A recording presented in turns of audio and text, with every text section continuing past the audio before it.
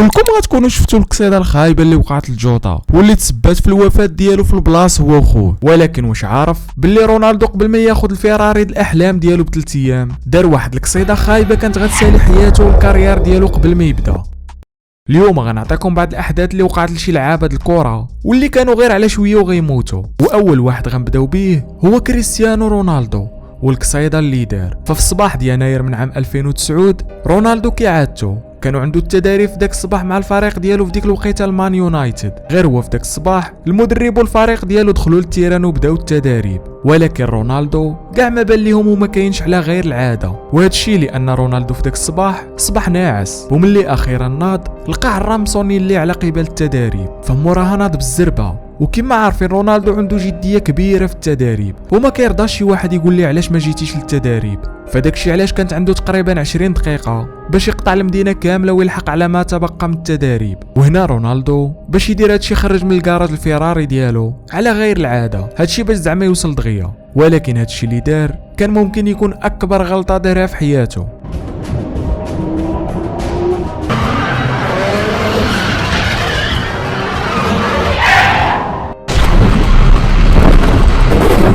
فرونالدو الخوت داك النهار دار قصيده خايبه وديك الفيراري دقدقت كاملها من القدام. وكما عارفين رونالدو في ديك الوقيته كان يلاه كيصنع سميتو، فداكشي علاش غير حقيقه انه قدر يخرج من ديك الفيراري ويعاود يتمشى على رجليه بلا حتى شي اصابه كانت معجزه ربانيه كبيره بزاف.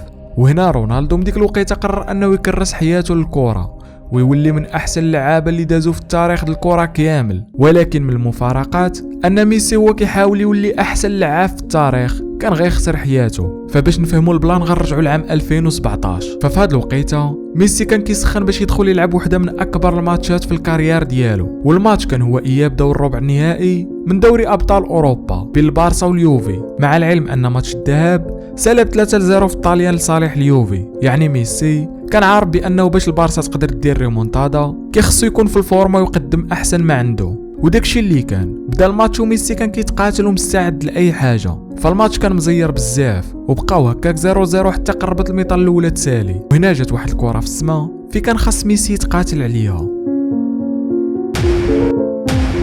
فهنا ميسي الخوت كان غير على شويه وماشي غيخسر غير داك الماتش، بل غيخسر حياته كامله. لحقاش الاطباء النادي قالوا بلي كو كان ميسي طوندا غير شويه اكثر كان بديك الطيحه اللي دار على عنقو غيتهرس ليه السنسول وغيموت في البلاص. المهم في النهايه ميسي خرج منها سلامات.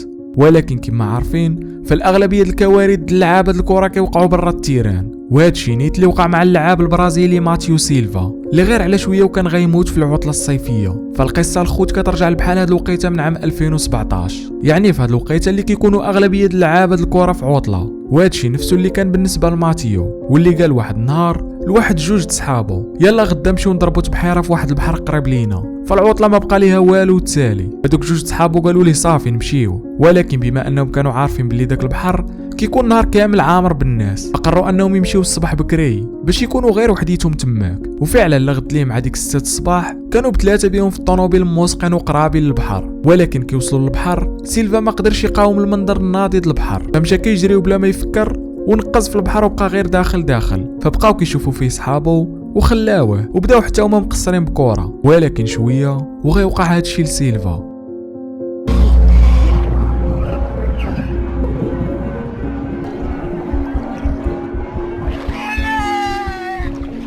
هنا الخوت فجأة سيلفا بدا كيغوت وكيطلب النجدة، ولكن صحابو في ديك الوقيته كانوا لاعبين كرة وصحاب ليهم غير كيضحك. حتى واحد شويه شافوه هبط وما ولاش طلع، فهنا مشاو عنده كيجريو وملي قدروا يخرجوه لقاوه باللي ما كيتنفسش والنبضات القلب ديالو ضعافين بزاف. وموراها صوناو نيشان لومبيلونس وهزوه للطبيب.